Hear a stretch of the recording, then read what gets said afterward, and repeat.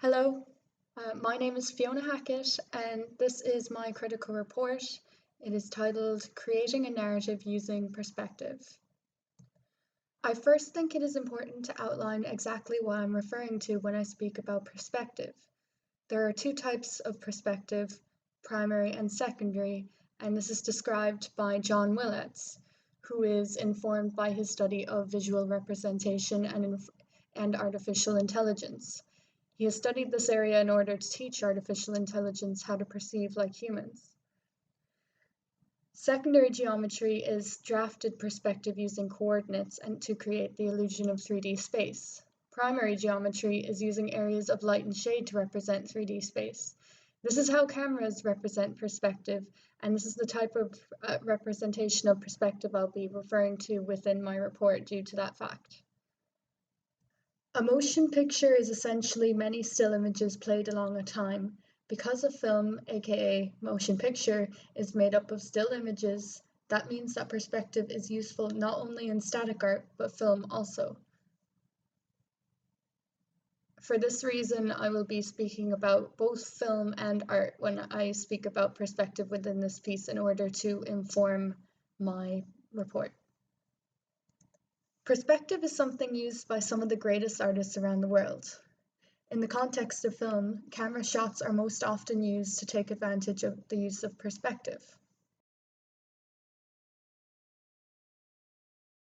The points outlined below are different types of camera shots and perspective conventions often used within film.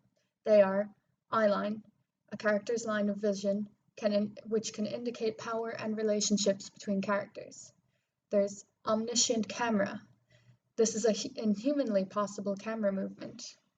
This can make the viewer feel less of an active participator within a scene within a film. Invisible camera. This is a viewpoint that is humanly possible, allowing immersion and a feeling of being part of the action. This will oftentimes include a shaky camera, as if the cameraman is scared. Character glance. This is briefly viewing a scene through a character's eyes.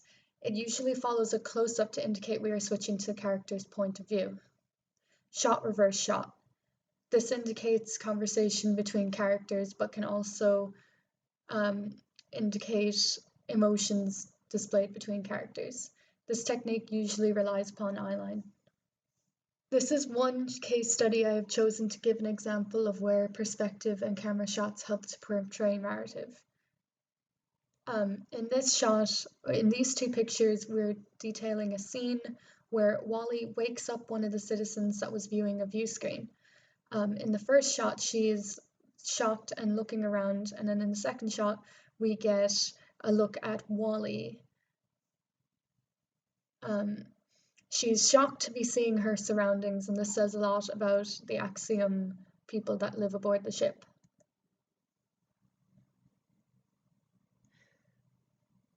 The use of second glance allows us to quickly understand the situation of the Axiom characters.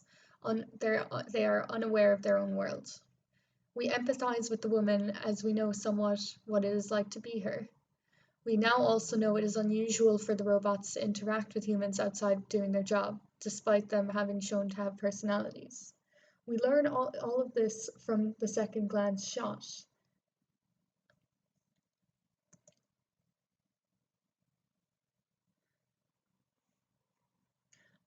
I will next speak about the movie Gone Girl, directed by David Fincher, and compare it with the famous Titian's piece Noli Me Tangere. This is one of the scenes from Gone Girl. At this point in the movie, Nick is not afraid of Amy and views himself as someone she needs. He's currently courting her in this scene and is quite comfortable with her, and at one point says, "I'm here to save you from your amazing life."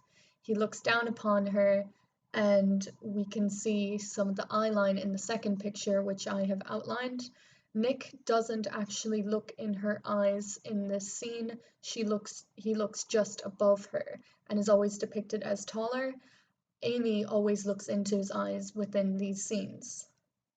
I will next be comparing this to Noli Me Tangere, which has a similar use of eyeline. In Noli Me Tangere, Jesus has come back to life and refuses to be touched by Mary Magdalene. Being the Son of God, he looks down upon her, displaying power and domination. This also similarly shows how Nick mistakenly views Amy within the movie. However, later on in the movie, the character Amy ends up holding the power in the relationship, and we can see that the use of eyeline changes. In this scene, Nick won't turn his back on her, and when they are both viewed in frame together, his eyeline now goes directly into her eye rather than slightly above her like before. But when we see second glance from Nick's point of view, and we see Amy, she appears to be looking down upon us, inclining her head. She is now the one looking down at us, and therefore Nick. She is the one that now holds the power, and this is conveyed through use of eyeline. Thank you for listening to my essay. I hope you have a better understanding of perspective and camera shots and how it is used within the film world.